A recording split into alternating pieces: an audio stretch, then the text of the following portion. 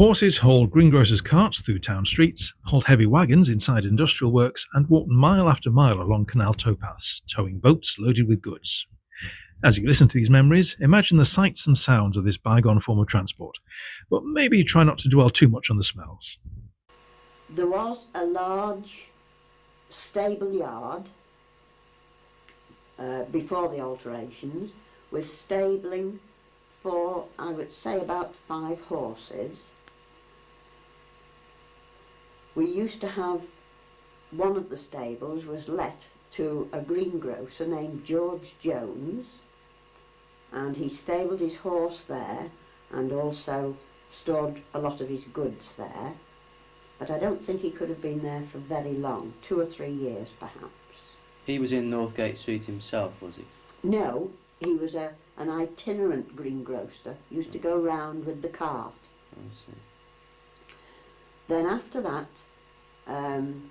George Pettit started a taxi business, and he used to keep his taxi in the Red Lion yard.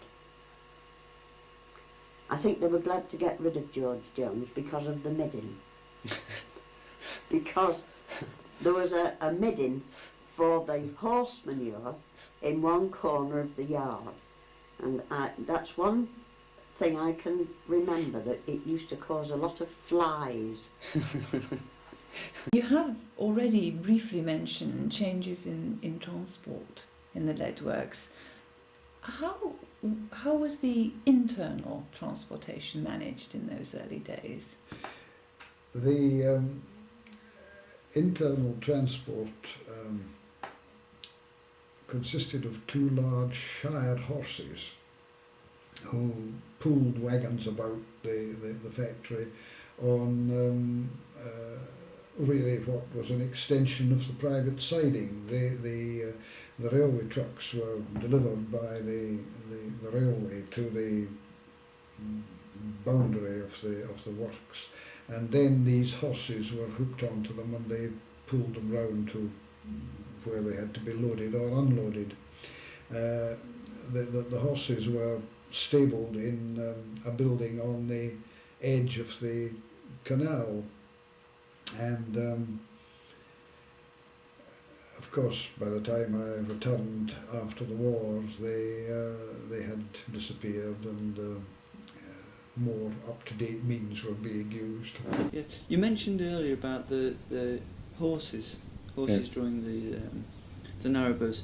What importance would you place on the horses themselves? And Well, obviously now the importance is very, very limited. There Yeah. can only be, to my knowledge, half a dozen to maybe a dozen boats being pulled by horses. There's one in Chester, there's one in the Midland, there's one further down the canal. I can't remember the name of the place at the moment, and probably within, because within Birmingham, which is the great, or was the great canal centre, very little movement at all of boats. Yeah. So the horse is, in general, very rarely used now as a boat. It's all engine yes. power. But when they were in use, there would be the tracks for the horses by the side of the canals, and these would obviously have to be restored, would they? Oh yes, well, Yes. I mean the track, as you call it, is in fact the towpath, because Oh, that's yes, it's still called a towpath because the horses were towing the boats. Yes.